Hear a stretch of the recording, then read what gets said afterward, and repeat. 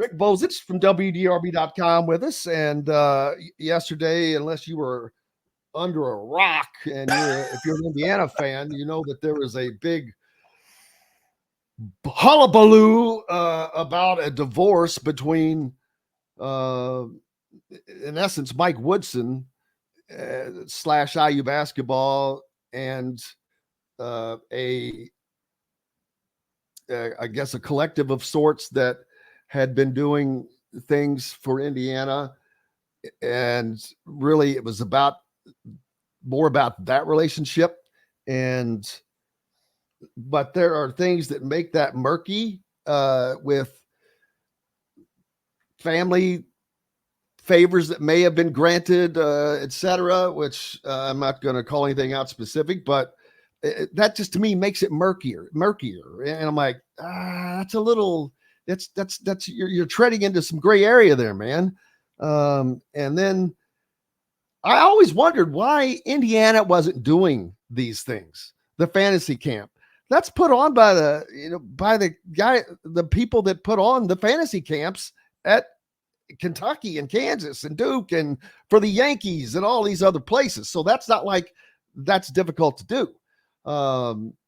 I think Hoosiers for good and the yet to be conceived at that time Hoosiers Connect they were chasing the big fish and landing the big fish and getting what was going to be needed for Indiana. And they were filling this role while being fed information, given interviews first before anybody else. And I'll go back to a specific moment. Jordan Hulls had just landed the job that he has now as director of recruiting for Indiana. And Jordan has been a great friend of the show, had been on numerous times while he was in Germany. I've been working with him and his family on their charity, the Never Lose Hoop, and a golf outing for years now. And I had reached out because I knew what was coming. I'm like, all right, Jordan, I would like to have you on before anybody else. I said, I know that there will be people that reach out to you that say you need to come on with them first, but I hope you can come on with me. And I was trying to leverage a little bit of that because I wanted to have that first. And I was able to get that. I noticed later on that the very next day I was unfollowed on X by a certain group, which I found more than humorous because I landed that interview. I guess it just cracked me up. I'm like, wow, talk about pettiness. So that's part of what we're dealing with, in my opinion. It was also, they're tied directly to a site, an Indiana site. So they're in essence being fed this information, given this information, while the rest of the IU media was put at a disadvantage. And again, I think that is total BS. And Indiana put itself kind of in that position. And then what did Scott Dolson say during this meeting? That's one thing I haven't heard. Yeah, you're right. There's a lot to unpack. There's a lot of different tentacles. All we know about the meeting is what one person said, and that's obviously Eric Pankowski. We don't know what Mike Woodson said or Scott Dolson. And you're right. There are a lot of questions. There are a lot of different ways to go about this. The first thing is I agree with you that the extra access and information they were given did create an unfair playing field. It goes on at other places.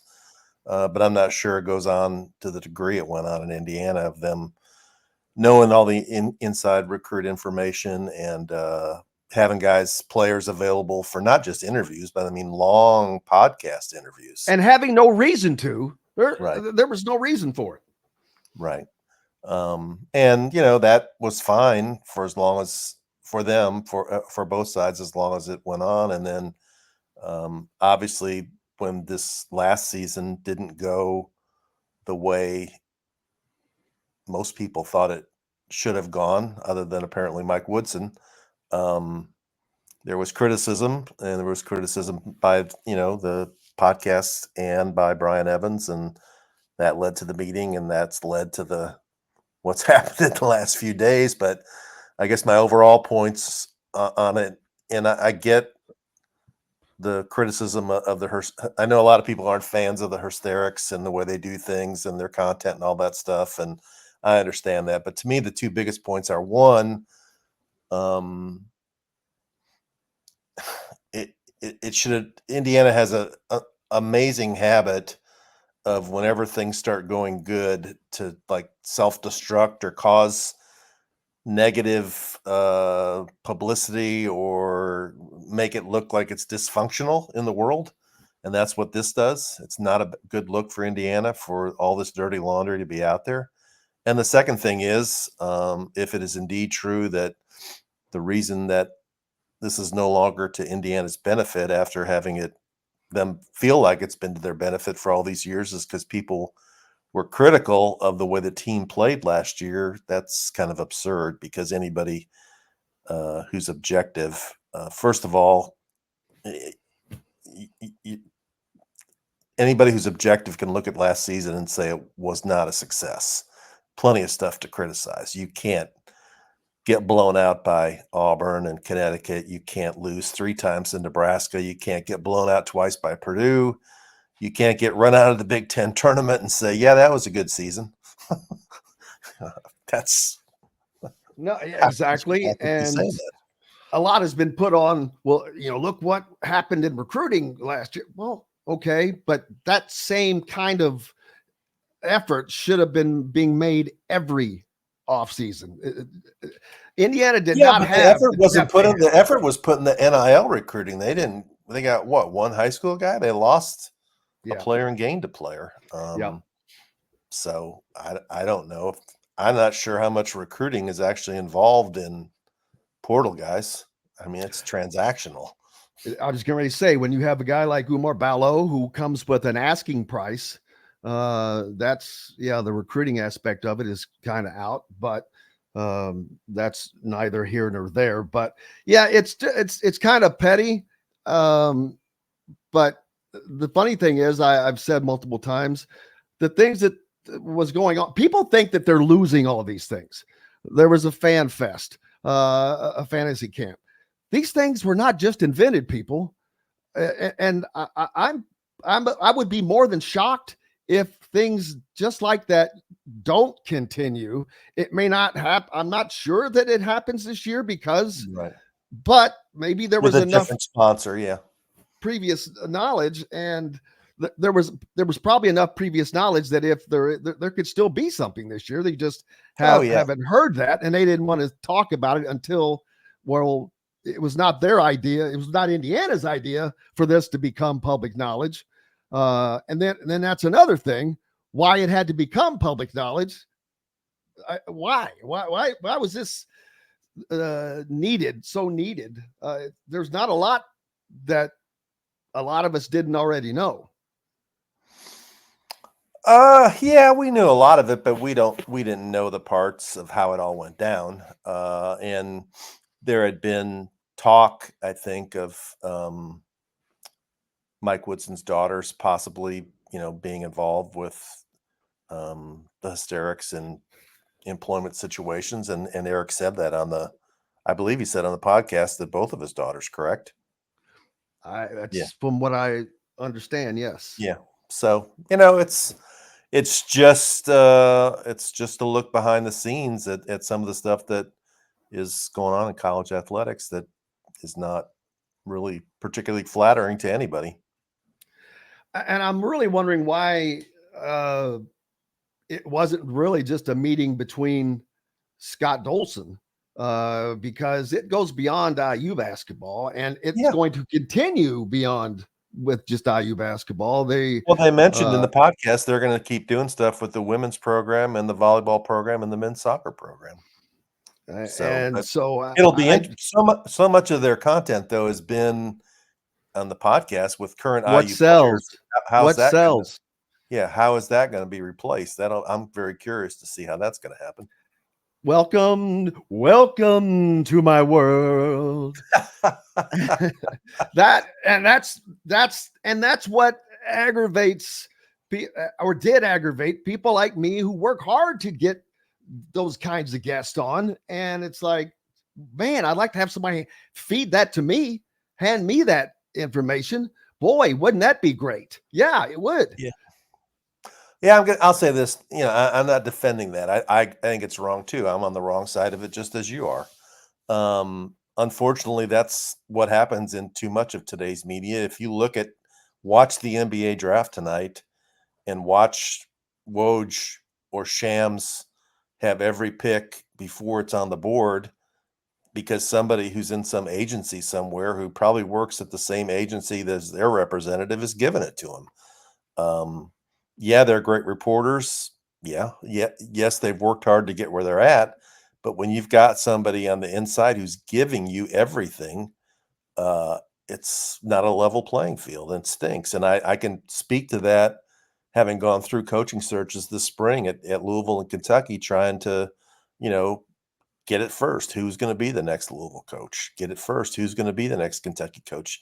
Or when is a coach going to be fired? It's tough to do when it's not a fair playing field. And it's become worse through the years instead of better because of, on the national scenes, a lot of these writers and TV people have agents, and the agents take care of them.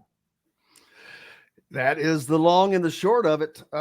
We've got Rick Bozich from WDRB.com with us. He's got a great piece out talking about the incident. We'll call it yesterday. I noticed you're steadfastly, there's some words you're not saying. The incident, yes, that happened. I admire your principles. I can't help it, man.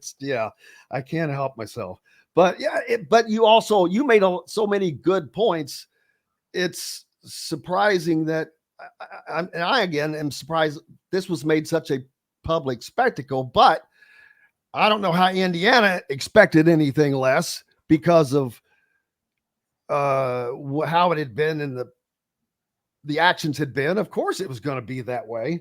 I don't know why it went down the way that it did. That's a little odd.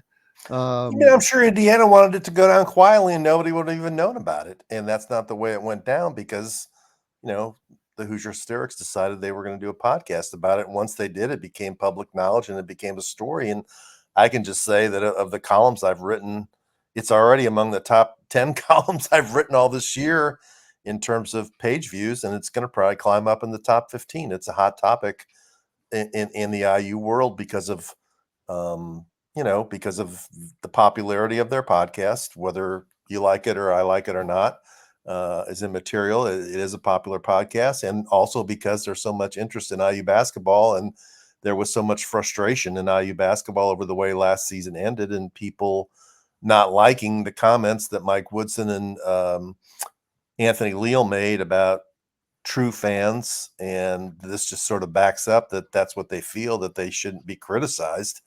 And they're not living in the real world if they think that that people that follow IU basketball are going to sit there and say, yeah, it's great. Losing Nebraska 3 times. Let's do it again. Hello, everybody. Jim Coyle with Indiana Sports Beat Radio, and thank you for enjoying our content and videos. And make sure you hit that subscribe and notifications toggle so you don't miss out on anything, whether it's Indiana Hoosiers, the Boilers, the Colts, the Pacers, Indiana high school action, whatever's happening in sports. We're trying to bring it all to you, and make sure you don't miss out on a thing. Again, hit the subscribe button for us. Helps us out a ton. We appreciate each and every one of you. Thank you so much.